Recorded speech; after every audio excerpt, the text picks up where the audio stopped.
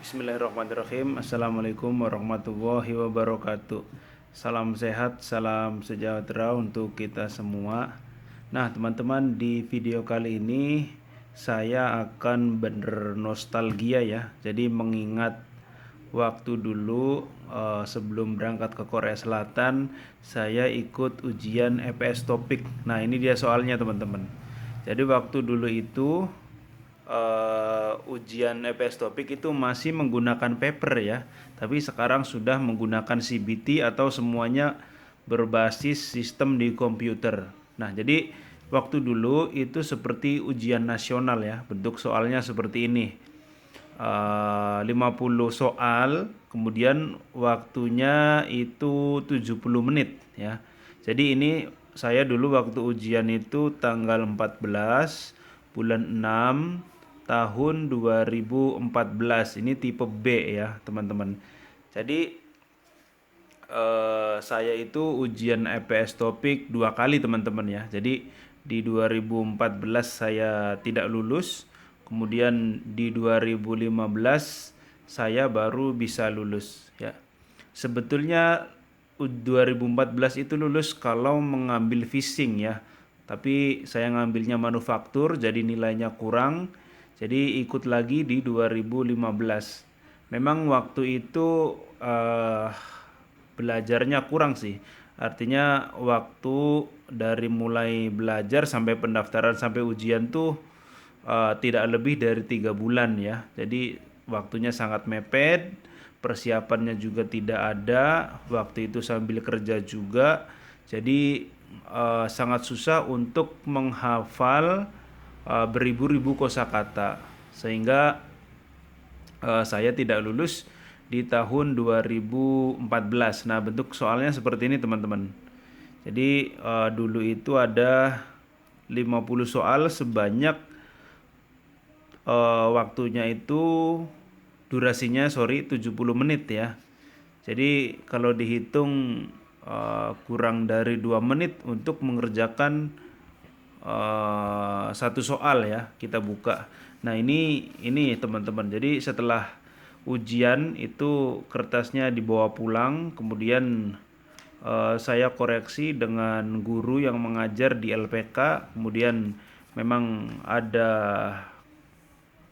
kesalahan-kesalahan. Nah, ini ya, kalau EPS Topik nggak beda jauh, teman-teman, tipe soalnya. Jadi ada yang gambar, kemudian ada yang soal bercerita juga. Jadi ini soal-soal di 2014 ya. Nah, seperti ini. Jadi setelah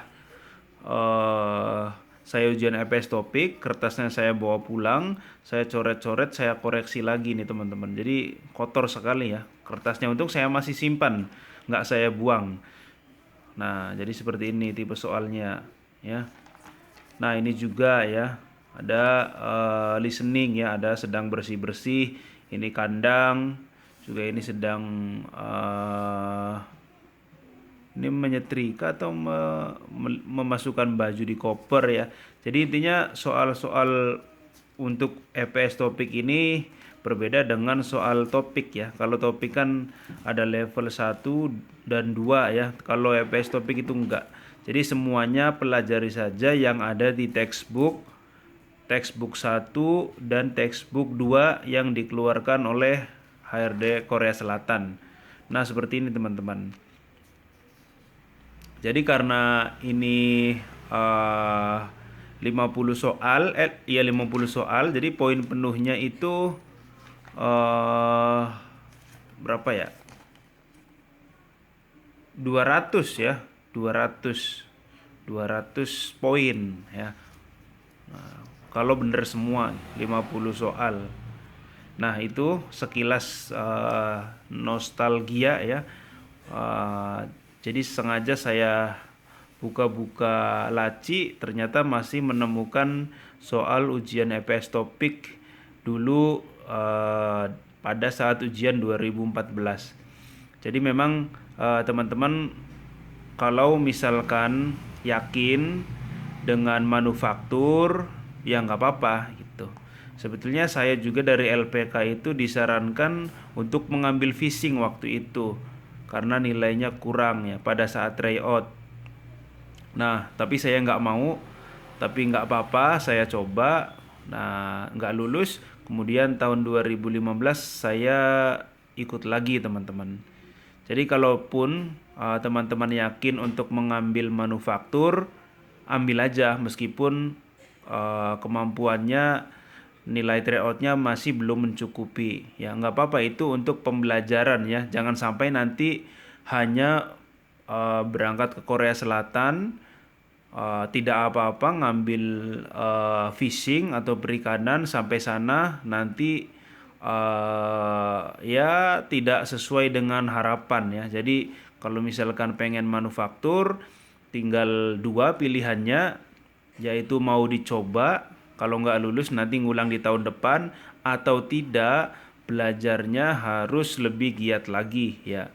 Saya sarankan belajar itu minimal 6 bulan lah ya. 6 bulan sampai 1 tahun itu lumayan matang. Tapi kalau 3 bulan itu tos-tosan ya. Istilahnya kayak semacam taruhan gitu. Kalau misalkan dalam jangka waktu 3 bulan terus belajar dari dasar, ikut ujian EPS topik, itu saya nggak menyarankan ya.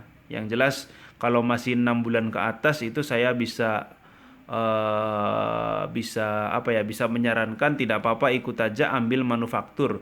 Kalau jangka waktunya 6 bulan, lebih-lebih 1 tahun ya, itu harus ambil aja yang manufaktur teman-teman. Nah, jadi saran saya sekali lagi, kalau nilainya belum cukup, pengen manufaktur, nggak apa-apa, ikut aja ya. Jadi jangan sampai menambah track pekerja Indonesia baru sampai sana sudah tidak kuat bekerja di fishing. Jadi memang di fishing harus benar-benar yang orang-orang yang kuat mentalnya ya. Karena berbeda kerja di laut dengan kerja di darat itu beban kerjanya beda teman-teman. Nah, jadi itu saja sekilas ya dari saya. Terima kasih, semoga video ini bermanfaat. Assalamualaikum warahmatullahi wabarakatuh.